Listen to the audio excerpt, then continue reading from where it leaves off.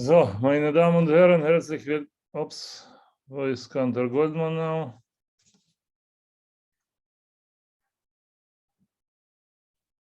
Ja, einen Moment.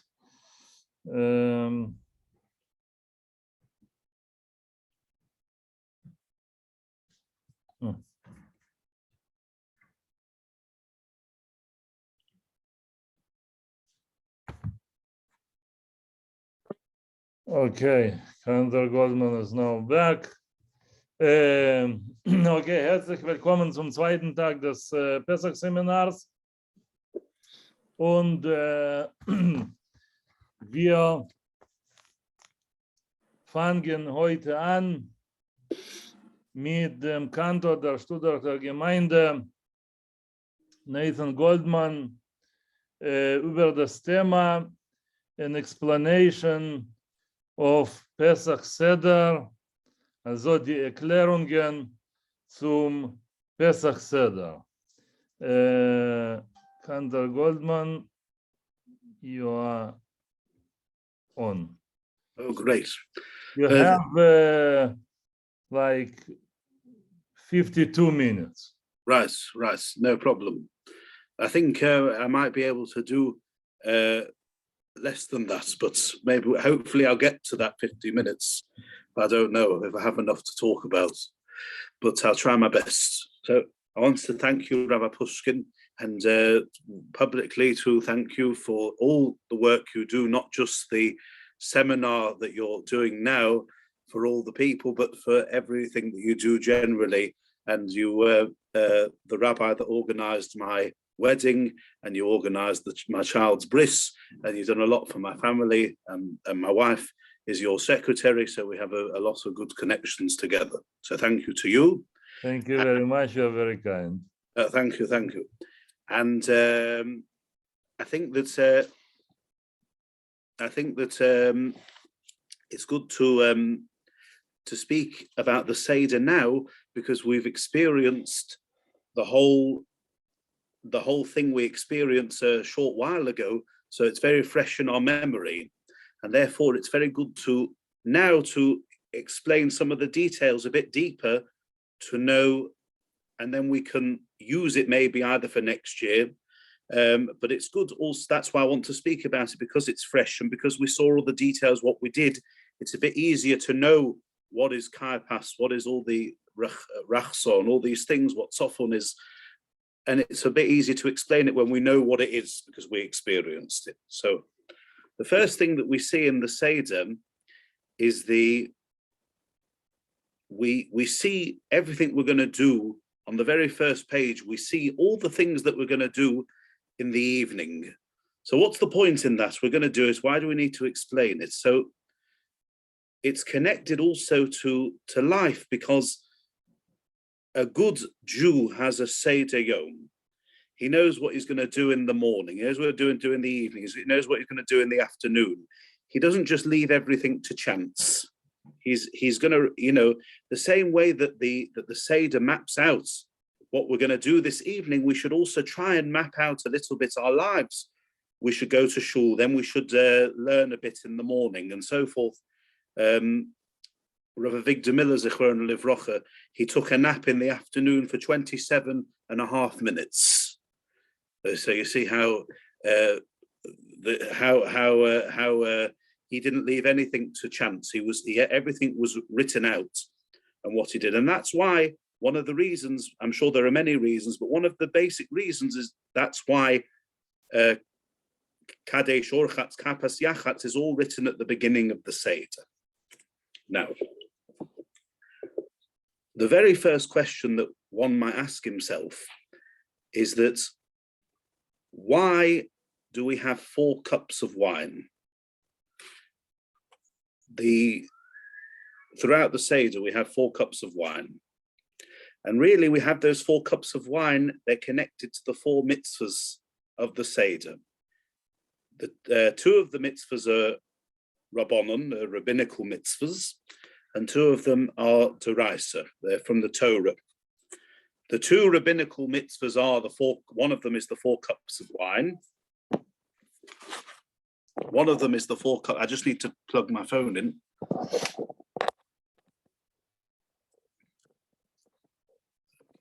Right, a bit of a balancing act. Yes, I've got it.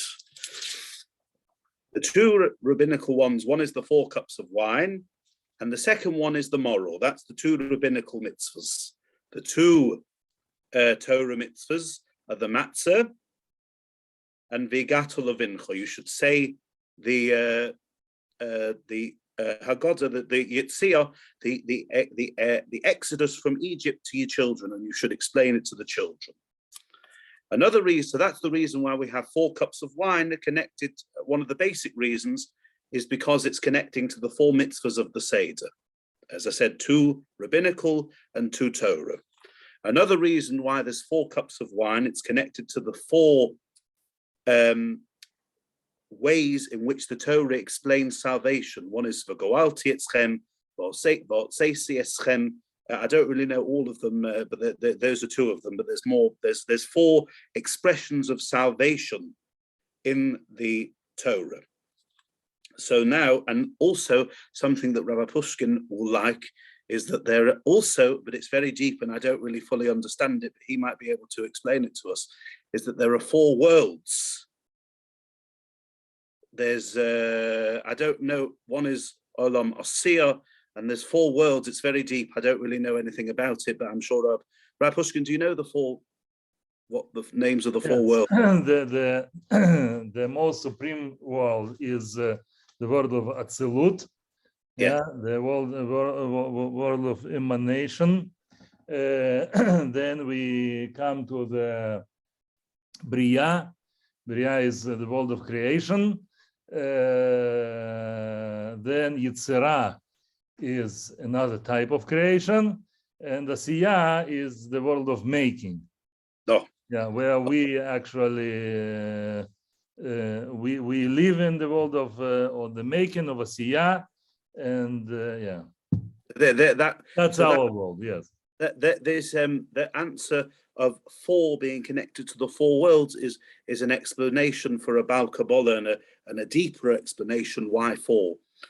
And I'm sure there are many other reasons. The whole Seder, everything in the Seder, the 4 bonnet, the 4 children, everything, it can go on for ages. It's a very deep subject, and I'm really not even scratching the surface at all. But I'm just giving you a very brief idea why 4 and why 4 cups of wine. But there are many reasons. So the next question is that we're going to ask now. Why wine? Why not Coca-Cola? You know, we order Coca-Cola from Kosher for You, right? So why wine? Why not orange juice? You know, excuse me, on Seder night, we want to make it nice. So why can't we have something that we like? Not everyone likes wine, but why wine? So there's a very, it's, and also on a lot of occasions that we have at a bris, at a wedding, there's always wine. What's it got to do? So first of all, let's ask, why do we have wine at the Seder? So the grape, a grape tree, with a lot of trees, according to halacha, you're not really meant to do it, but you can mix 2 types of trees together, meaning that you can mix 2 species of fruit together. You can do it according to the halacha. I don't think you're allowed to do it, but it can be done. But a grape, you can't do it. A grape, you can't mix 2 species. You can't mix a grape with another type of fruit, and that's the same as us. You can't mix us with any other people. We have to stay a nation to ourselves. We don't mix with other nations. That's one explanation. The other explanation is that a grape, that you press out the juice and you crush it and you destroy it, and out comes the juice and you make wine. The wine that you drink will eventually press you, meaning that you'll get drunk and you won't know what's going on. It's the same way that the nations try and crush us, but eventually we crush them. All the nations that tried to destroy us, they're not around anymore. Okay, there are new ones, but the old ones, they don't exist, and we still exist. So that's another reason, the acute idea, why grapes? Because we crush the grapes, but eventually the grapes crush us by drinking too much. Oh, and this is a very good answer.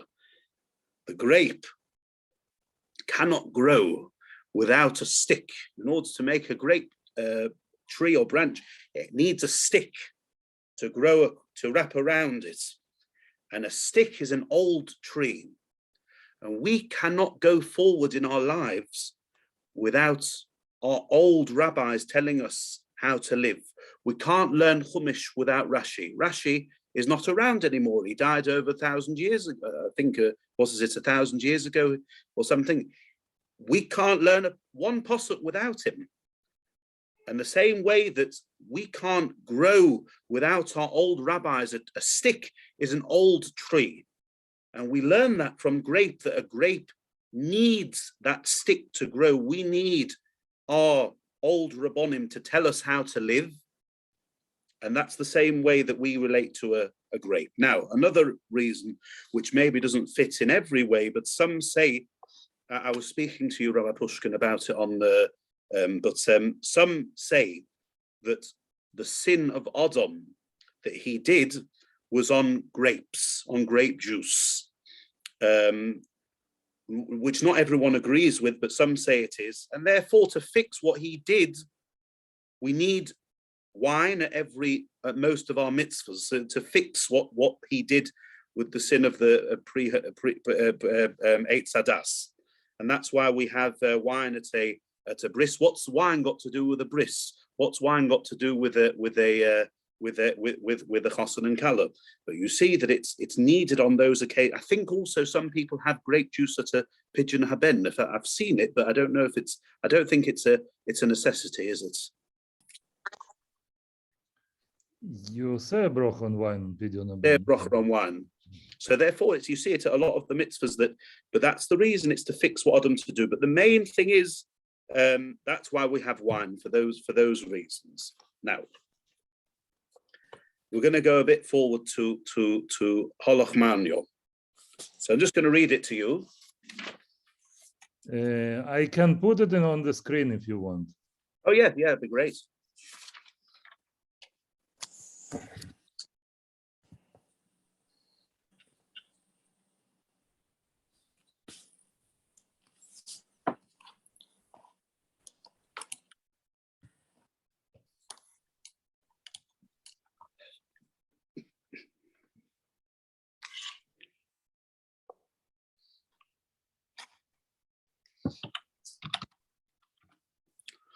Thanks very much. So I'm going to read it out. Holach ma'anyo di achalu abosono bi'arol de Mitzrayim kol dichvin yesei v'yechol kol ditzrich yesei v'yifsach o shato hochol l'shana habob bi'arol de Yisrael o shato abdei l'shana habob b'nei chorim. I'm just going to read the translation. This is the bread of the affliction that our fathers ate in the land of Egypt. Whoever's hungry, let him come and eat. Whoever's needy, let him come and celebrate Passover. Now we are here. Next year we will be in the land of Israel. Now we are slaves. Next year we will be free men. Now, and there's two types of there's oni and there's evyon, and there's inoi haderech, and there's inoi v'shiba. There's 4 different types of oni, just as an aside. So the first type. What's the difference between oni and evyon? If you ask the Israeli college professor, he might not be able to give you an answer, because it's not so simple. Only a Torah Jew would know what's the difference between an oni and an evyon. So an oni is someone who doesn't have anything to eat. It's written in Devarim, chapter 8, verse 3. Yeah, I tortured you and made you hungry. That's what an oni is. Someone who doesn't have anything to eat. Number 2, what's an evyon? An evyon is someone who has what to eat, yeah, but he only has something he doesn't like. So he's only got matzah. He hasn't got any cream cheese, right? He has what to eat, but he doesn't have what he wants to eat. And inoi haderech is also an oni, is someone who is always on the roads. He's always driving. He's always on route somewhere. That's what It's called an inoi haderech. It's also a type of poor person. The 4 isn't inoi v'shibud is someone who is a slave. So those are the 4 types of oni, just as an extra to help us understand what an oni is. Now, hol shatahocho. Now we are here. So the pshat of hol shatahocho is we are here, meaning we're in Golus. And to understand Golus a little bit, I think it will be helpful to speak a little bit about even our community, that there used to be a man in our community, his name was Yossela. And Yossela used to sit, how do I know? I'm talking, let's say 50 years ago. I have a good friend called Rabbi Schneider. He told me there used to be a man called Yossela. And it's not a very nice story, but it's important to know what Hashata Hocha means, that we're in Golus. What Golus really means is that Yossela, who sits, if you walk into our shul and you see the back row, he sat right at the back row, and he was drunk every day. He was drunk every day except for Yom Kippur. And Yom Kippur, he used to cry the whole day. He couldn't go a day without being drunk, because the Nazis, Yimach Shemon, killed his family in front of him, and he couldn't deal with it. He was drunk that was his only way to deal with it. And Rabbi Schneider's son used to sit with him and try to comfort him on those days. And it was and this was a man. We have to know that in our community, such stories existed. And so it's not a very nice story, but that's what we have to think a little bit when we think of Golus, what it means. Another story of Golus is, there was it's quite an interesting story, but I don't really know many details about it, because I heard a rabbi talk about it. There was I think it must have taken place in the 1950s.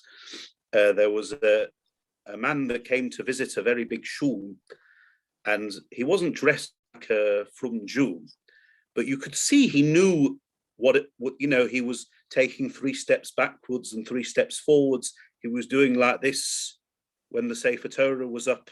You could see he came from a religious. By the way, going like this, I don't know where that comes from, because if you look in it's just a side note. Rabbi Pushkin, maybe you can help us with this, because I saw in the Mishnah Berurah that when the Sefer Torah is up, you should actually bow. So why do people go like this? Do you know anything about it? You can tell me about it. It's interesting. I don't know why people do it. Not really, but I can check later. Yeah. So anyway, he was going, whether he was bowing or he was going like this, I don't know. But he was doing things that showed he was from a religious house. And the Rav of the shul came up to him after the service and said, "No, what's your story?" He said, "When I was in the camps, there was one very evil man. He had a pair of tefillin, and he was selling to people to use the tefillin. So they would give him a piece of bread or a cigarette, and he would let them use the tefillin. And he saw people giving up the little that they had in order to put on tefillin. And he said, if Judaism is a business, I don't want anything to do with it. I don't want anything to do with it. Of course, other things may have contributed as well." And the Rav looked at him and he said, "You totally misunderstood what you saw. You saw people that were so down and they'd lost everything that they were willing to give the last thing they had on earth to put on tefillin, to do that. That's how great what you saw was, so great, and that you were able to see that. You totally misunderstood what you saw." And he managed to, it shook something inside him, that he was able to do teshuvah. But I don't really know many details about that story, but it shows you a little bit about the Holocaust, and we as a people have to put these stories forwards, So we'll go forward a little bit. We're going to come just back. a minute, Cantor Goldman, excuse me. Yeah. So the makor, how do you say makor? The origin of the pointing on the Sefer Torah during the Agba'ah. Yeah. It's actually from Midrash. Yeah. That say when it's written ze or zot, it's like pointing with the finger. So when we say the zot Torah, you should point. So why you point with the little finger? Maybe to be more modest, not to point with the finger on the Sefer Torah.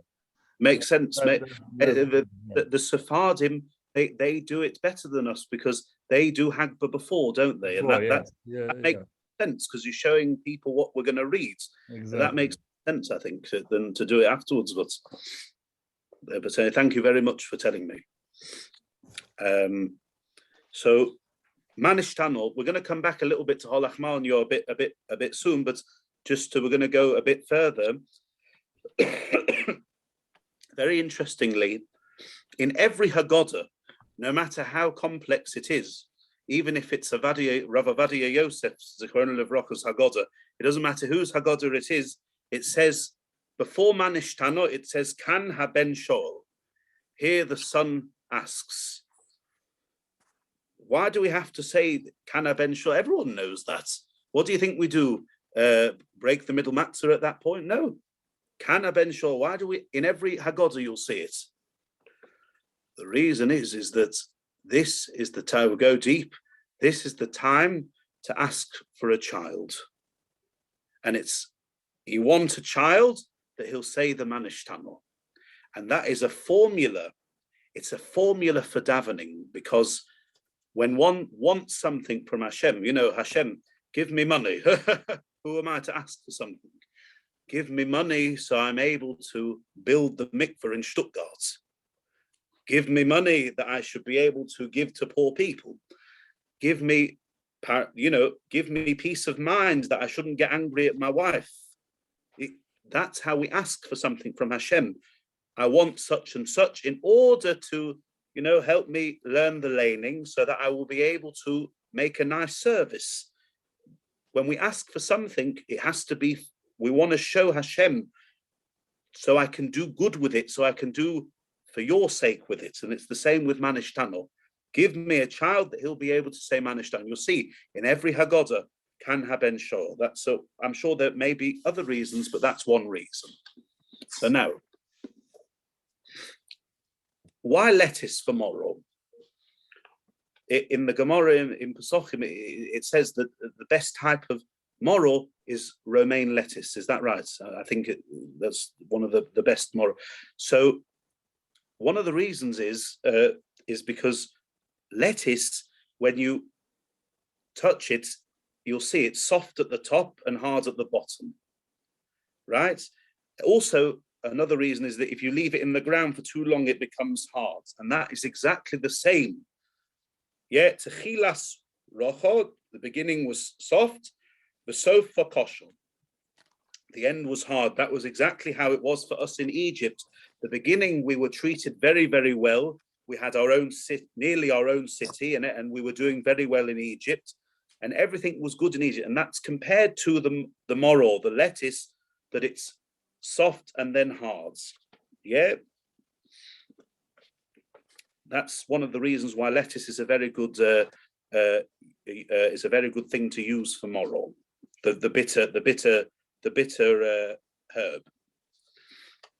Now, when you talk at the Seder, you are talking not only to your children, or in our case, we're not only talking to the community of Stuttgart, but in most people's cases, we're doing a Seder at home. So when we talk at our Seder at home, we're not only talking to our children, we have to have in mind that what we say at our Seder is also going through to many generations, all the generations that are going to come after our children. Rav Kovner, Zichron Livrochas Chusro Yogein Aleinu, used to say about the Shomru. The Shomru is the prayer we say on Friday night before the Amida. The Shomru v'nei Yisrael es Shabbos la'asos es a Shabbos l'doro som for your generations, make sure that your Shabbos is very special, Rav Kovner used to say, in order that the Dorosom, that your generations will talk about the Shabbos that you used to have at home. That's how we used to learn the Shomru, the Dorosom B'Risolom, because the generations that come after will still speak about that. And it's the same way at Seder. Everything we say at Seder, we don't know what's going to be in the future. And we have to have in mind when we speak at the Seder, we're speaking to all the generations that are going to come afterwards. Now, this is very interesting. Karpas, which is the vegetable that we dip in salty water. Karpas backwards is Sifrecho, your books. The gematria of Karpas is 360, which is the same gematria as Shas. Am I right in saying that? I think I'm right. And the way to avoid the suffering, why do we eat karpas? Is to remember the salty tears. The way to avoid the suffering is just like the Shevet Levi, the Leviim, the special Leviim. Not everyone knows is that the Leviim actually were not involved in the slavery because they didn't volunteer. At the beginning, the slavery was a volunteer. Was voluntary, and the Leviim, the Shevet Levi, did not volunteer. So therefore, the Shevet Levi didn't have to get involved in that suffering. So how to avoid suffering also in life is to get involved with Karpas 360, which is Shas, which is the Talmud, and the way to avoid any suffering in life is to be involved in learning. That's what helps. It helps us in life. It's not only for knowledge, but that's its connection to karpas, which is the vegetable that we dip in salty water. So now, going back to Holoch Manyo, the paragraph which is just before Manishtanu. When we say this Holach Manyo, we're holding up the broken middle. It's good. We're holding up. It's not my idea. We're holding up the middle matzah, and there's an interesting question here. Why do we invite poor people to eat? And we're holding the bread of poor people. Why do we? It's a bit of an insult. We're holding up the bread of poverty. Why do we invite people to eat in our homes with the bread of poverty? We're holding up the middle matzah when we say these words. Holoch manyo. We're holding up the broken middle matzah. So that's the question. Why do we invite poor people with the bread of affliction? So the answer is because we're comforting them. When we hold up the bread of affliction, we're saying to them, being poor is terrible, not only because you don't have any money, it's terrible because it's an embarrassment, and it's sometimes a very terrible thing, a mental embarrassment. And by holding up the bread of affliction, we're saying the bread of poor people, the matzah, we're saying to them, don't worry, we're also poor. We're also poor, not just you. So you come and eat with us. We're all the same. You're poor and I'm poor too. So that's the reason why we hold up the middle matzah for that part. So I want to say something. It has nothing to do with anything, but I heard a very nice thing about the Vilna Gaon Zichron Livrocha, which is very interesting. Just as an aside, it really has nothing to do with what we're saying, but in a way it does. So they asked the Vilna Gaon. They say, how do you know everything? You don't just know Torah, you know geography, you know mathematics. How do you know everything? And he said a beautiful, beautiful moshel. What's the word? Clarable? I don't really know the words. A moshel. He said, if you go to a shop and you see in this shop that there's a rich man buying half the shop, and they tie up all the stuff he buys with some string, and you come along and you say, give me the string, but I just want the string. I just want to buy some string. They say it's €10 for the string. Say, how come you're giving this man who's buying half the shop the string for free? He said, you can't compare what you're buying to what he's buying. You only want the string. He's buying a lot of other things. It's not the same. And the nimshol, the explanation of this mashal, it's a beautiful idea, is that when you learn Torah, Hashem gives you all the extra things for free. It's like a gift.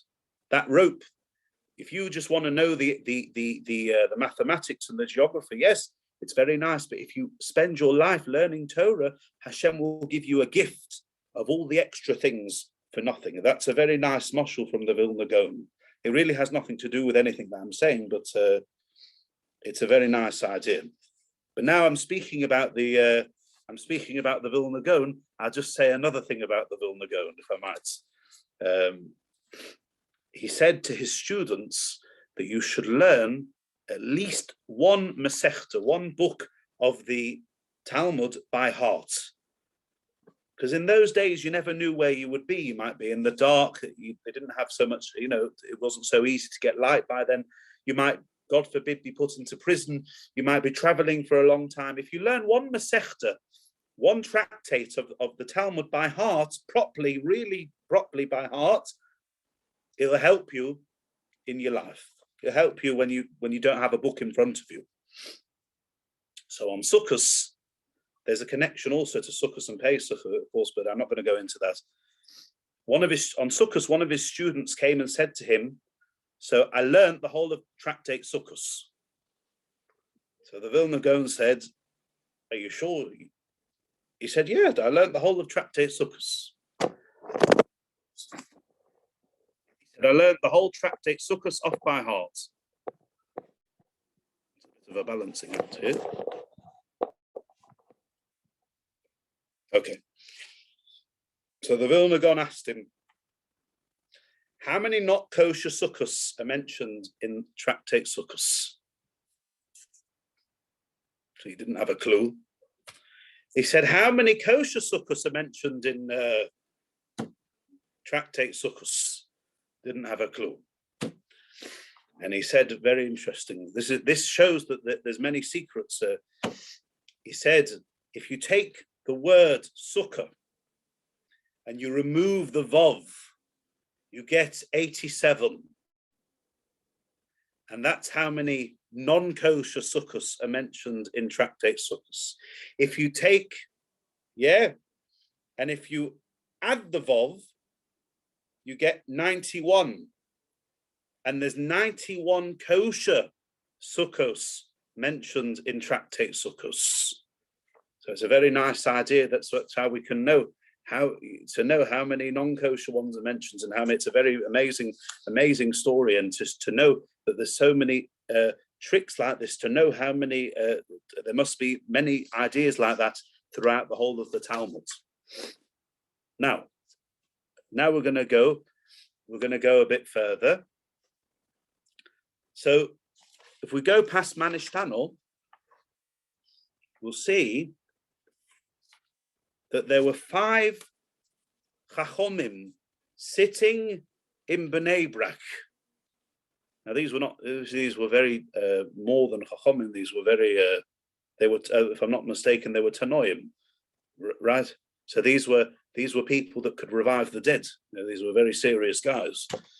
Which Bnei Brak are we talking about? Are we talking about the Bnei Brak of today where you can go and get cholent? No. The Bnei Brak of today was built by the Chazon Ish, the Chazon Ish, Zichron Livrocha, built Bnei Brak of today. This Bnei Brak that we're talking about in the Haggadah must have been in the north, in the somewhere in the Galilee. It wasn't the Bnei Brak that we know that you can get from today. So they were sitting all night until Zman Kriyas Shema. So the best time for Zman Kriyas Shema is actually nates. So we know that they must have disturbed them they were sitting all night and learning the Haggadah, but it must have been that the time they distracted them and asked them to come and daven must have been around Nates, because that's the best time to say Kriya Shema. So now,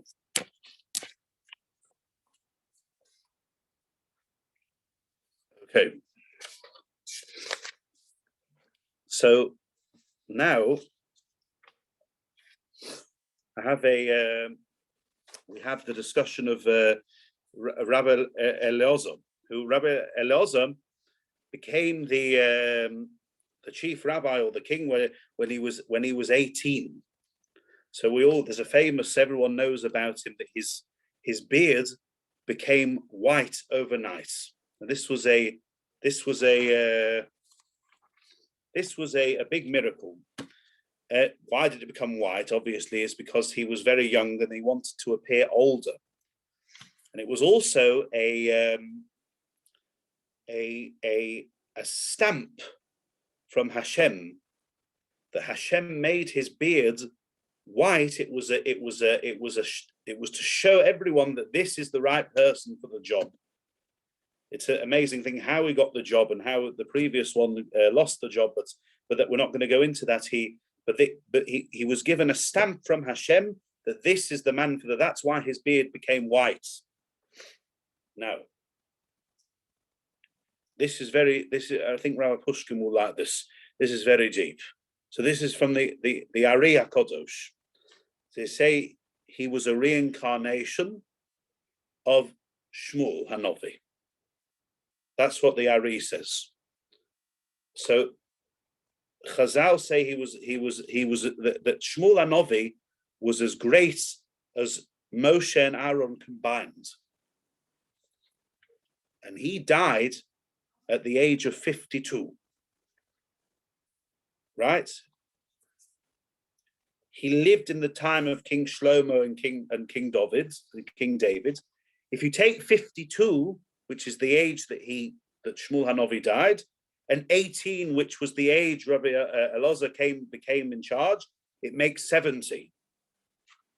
Right? So here we say, Omar Rabbi Eliezer ben Azario, Hare ani keven shivim shana, I'm 70. So it means, don't take what I'm saying from the age of 18. Take all the Torah that I had from my previous life. It's very deep, but so I don't really know much about it. Yeah. From my last Gilgal. That's what the Ari HaKadosh says. Now, he says,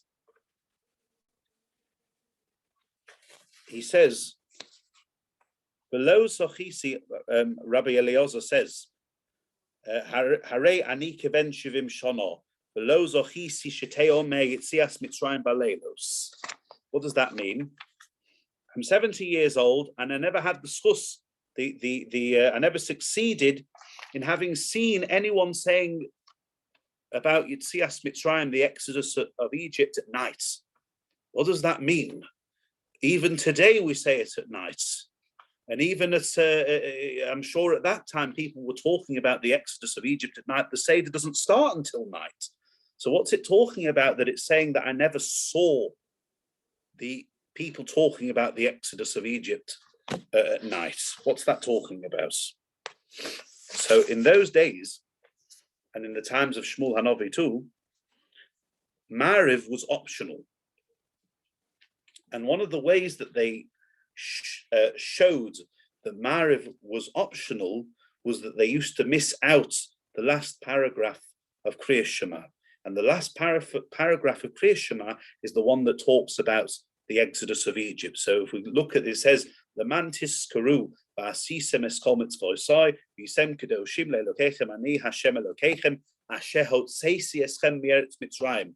I am the Lord your God who took you out of Egypt. And that's the last paragraph of the Shema. There's 3 paragraphs in the Shema. That's the last paragraph. And that's what they used to leave it out.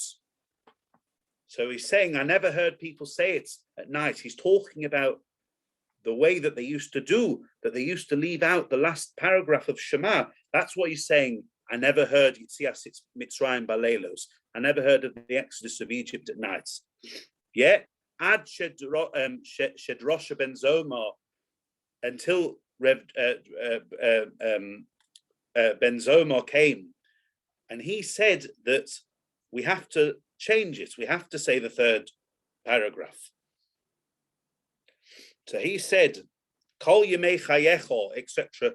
Kol, the word kol means you have to say it all the days of your life. That's all, the kol. You could just say Yemei Chayecho. You say Shema or the Exodus of Egypt all your days.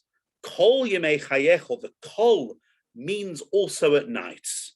That's why we say Kol Yemei Chayecho, all the days of your life, meaning the whole day. That's what the kol comes to explain. Then the Chachamim come along and they disagree with him. You know, actually, in a lot of Gemara, a lot of Talmud, you learn something, and then somewhat they come along and they change it, and it changes the whole aspect of what you were talking about, and it makes what's called a havamin of what we were learning before. And that's when you go through the Talmud a little bit, you see that it's very common, and that is very true to life as well. You think something one way, and then you have to change the way you were thinking, and it's very disturbing. But here is a classic example that the Chachamim come along and they say Kol Yemei Chayecho doesn't mean all the days of your life. It means this life and the life of Mashiach. Meaning, in the times of Mashiach, you will have to also speak about Egypt. So there's a very, very obvious question that we want to ask the Chachamim. So remember, the Chachamim are saying you have to speak about Yitzias Mitzrayim also in the times of Mashiach. So what's the Chiddush? We know that when Mashiach comes, a lot of our mitzvahs we will still have to keep. There will be many great miracles. All the sick people will be healed. People that wear glasses won't need glasses. There are many amazing things that will happen. But of course, we'll still talk about the Exodus of Egypt. But it's not so simple, because if you have, I'll give you another mashal. If you have a silver watch that you're very proud of, and then your wife buys you a diamond watch, what's going to happen to the silver watch? It's going to go in the drawer, you'll never see it. And the Chachamim are saying that you have to understand that the Exodus of Egypt was not a complete salvation. It wasn't a complete salvation, but the salvation that's going to come will be a complete salvation. But even at that time, we will still have a mitzvah to speak about the old salvation, the Egyptian salvation. That's a mitzvah in itself, and we'll still have an obligation to speak about it. Okay, I've now run out of material to speak about myself, and if there's any questions, I'll be happy to answer them. I might not know the answer, but I'd be happy to answer any questions if anyone has anything to on preferably on the stuff that I've just spoken about, because anything else I might not know. But Rav Pushkin is here too, so he will be able to answer too.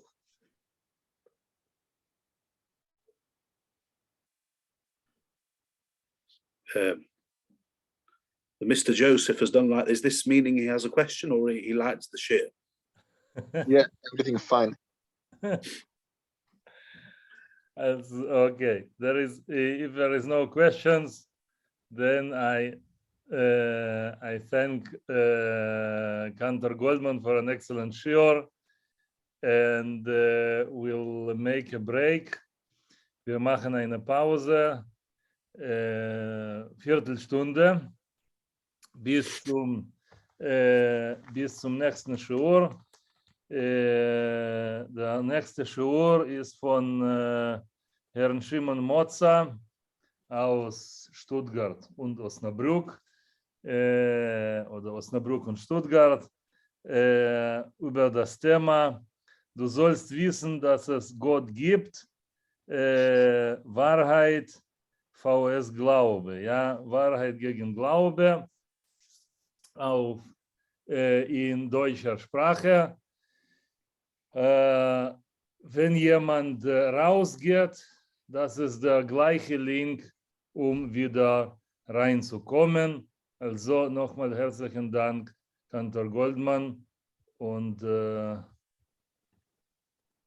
machen jetzt eine Pause.